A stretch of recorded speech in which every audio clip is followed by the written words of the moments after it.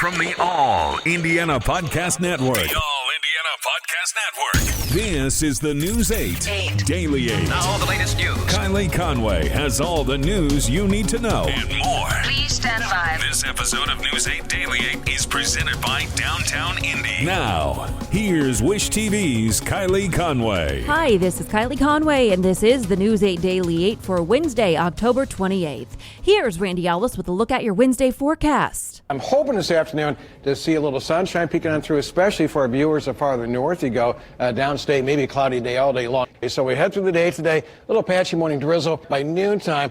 And again, from Indy northward, a pretty good chance for seeing at least some sunshine. And then cloud cover is going to roll back in later today, and the rain should arrive sometime later during this evening. Temperatures like the past couple of mornings, all in the 40s. Head through the day today, 8 o'clock, 42. Mostly cloudy, 50 at noon. And by 5 o'clock, maybe a little sun peeking through.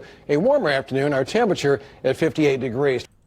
Thank you, Randy. Now to a grim milestone. Indianapolis reaches 200 homicides in 300 days.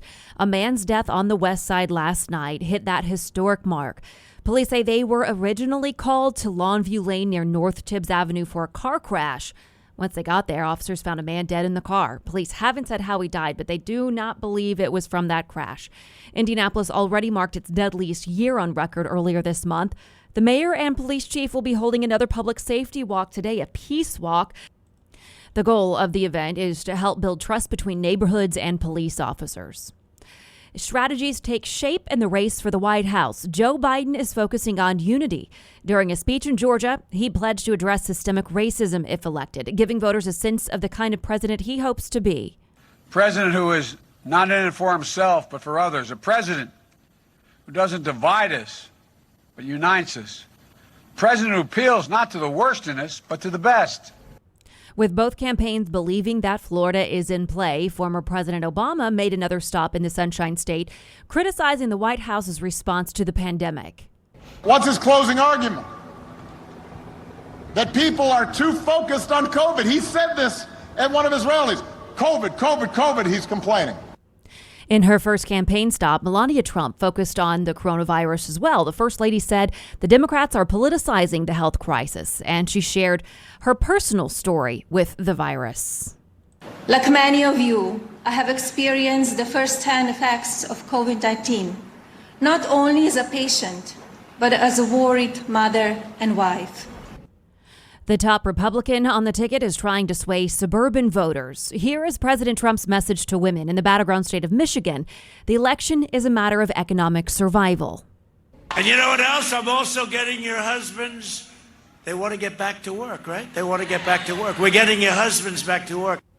President Trump will work to keep voters in Arizona. In his column today, the state hasn't backed a Democratic presidential candidate since 1996. Early voting hours at the City County building in Indianapolis have been extended due to an increased demand. Today through Friday, voting hours will be from 8 a.m. to 9 p.m. You can vote from 10 a.m. to 9 p.m. on Saturday and Sunday. Then on Monday, the last day to early vote, you can do so from 8 a.m. to noon. Hours at the 5 satellite locations will not change.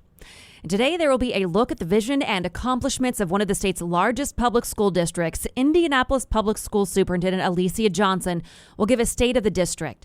She says it will include updates for families and the school district's future direction. The address will be at 6 o'clock this evening. You can watch it on wishtv.com. Drug maker Pfizer says a coronavirus vaccine will not come before Election Day. In an earnings call, company executives explained the timeline. Pfizer's team says they'll receive data from a 44,000-person study next week. Pfizer says the trial has now enrolled nearly all of its planned participants. The company could seek approval for emergency use in late November. Indiana is getting federal money to reduce lead in drinking water. Officials from the Environmental Protection Agency are set to join state and Marion County leaders for the announcement today. The EPA says $55 million will go to fund water infrastructure for the state. The agency will also announce a grant to help with COVID-19 response in Marion County. Searching for a romantic summer getaway? Escape with Rich Girl Summer, the new Audible original from Lily Chu.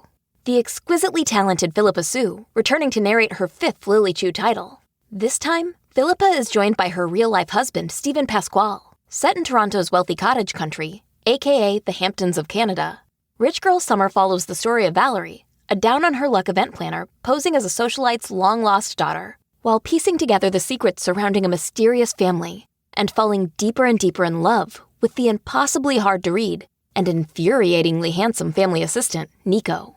Caught between pretending to belong and unexpectedly finding where she truly fits in, Valerie learns her summer is about to get far more complicated than she ever planned. She's in over her head and head over heels. Listen to Rich Girl Summer now on Audible. Go to audible.com/richgirlsummer. Tensions overnight in Philadelphia after police officers shot and killed a man. Philadelphia police say about 1,000 people were looting businesses last night. Walter Wallace Jr. died on Monday. John Lawrence reports on what led up to his death and what his family is asking for. Mostly peaceful protests on the streets of Philadelphia Tuesday night. Walter Wallace! One day after police fatally shot Walter Wallace Jr. Wallace, who was holding a knife during the incident, had a history of mental illness. His wife told him he is manic, he's bipolar, he's in crisis. And unfortunately, the officers were not equipped with A, the training, or B, the proper equipment. Some looting, violence, and vandalism erupted in the aftermath of the shooting. Wallace's father asked for peace. This is where we live, and that's the only community resource we have. If we take all the resource, burn it down, we don't have anything. Local officials are investigating, and the Philadelphia branch of the Fraternal Order of Police defended the officers and asked the public for patience as facts are gathered. Anytime that happens is a tragedy, for whatever reason. And I think we need to make sure that we follow up, find out what happened. A law enforcement source tells CNN the two officers involved in the shooting are on desk duty for now. I believe in the justice system. We got good cops, and we also got bad cops. So we all got to be whole accountable for what we do in life. I'm John Lawrence reporting. Now to business headlines. The under construction Bottle Works district in Indianapolis is hosting a hiring event. According to our partners at Inside Indiana Business, the Bottle Works Hotel and the Garage Food Hall is looking to fill more than 50 positions. It'll take place from noon to 4 p.m. today and tomorrow. Open interviews will be at High Alpha on Mass Ave. Bottle Works Hotel and the Garage Food Hall are set to open this winter. Shoppers expect to pull back on purchasing gifts for their families and friends this holiday season. More than a quarter of Americans told Gallup that they will spend less on holiday gifts this year compared to last year. Just 12% of shoppers say they'll spend more this holiday on gifts than they did last year.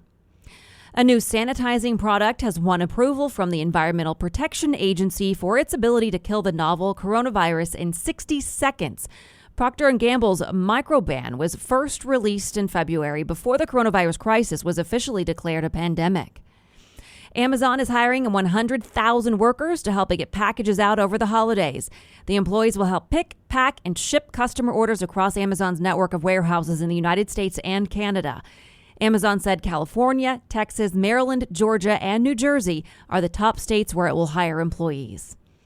Engine giant Cummins produced much better than expected earnings, a sign of improving economic conditions, and that management teams are working to control what they can amid a pandemic. In Cummins' engine business unit, sales declined by about 18% year over year in North America, but they increased about 8% year over year in international markets. The stock is near an all-time high. Topgolf is merging with golf brand Callaway in an all-stock transaction that values the golf entertainment business at $2 billion. Topgolf is an entertainment company that operates outdoor and indoor golf games. The goal is to bring non-golfers into Topgolf and introduce them to the game, and then they may become customers of Callaway. This is an appeal to attract more millennials to both businesses. An annual holiday tradition at Indianapolis Motor Speedway is canceled. The track says it will not hold lights at the Brickyard this year. Track officials say the decision came because of an end-of-season testing and track maintenance. Over the last few years, families have been invited to drive around the track to see a number of lighted displays. It's just beautiful, a tradition for many families. IMS will conduct track testing today and tomorrow. You can attend that for free. You can enter by Gate 2 and take a temperature screening to get inside. IMS has not said if the lights of the Brickyard will return next year. And some overnight celebrations are taking place in Los Angeles after the Dodgers celebrated the team's first World Series title since 1988. The celebration in the stadium was much different, with no dogpile, no champagne, and nearly everyone was wearing a mask. In the middle of the game, he had been in for 7 innings. Then all of a sudden, star Justin Turner was pulled after a pre-game COVID-19 test came back positive. The team did still clinch that win, though. Mookie Betts made a mad dash to home plate to put the Los Angeles Dodgers over the top. The Dodgers won the game 3-1 and the series 4-2.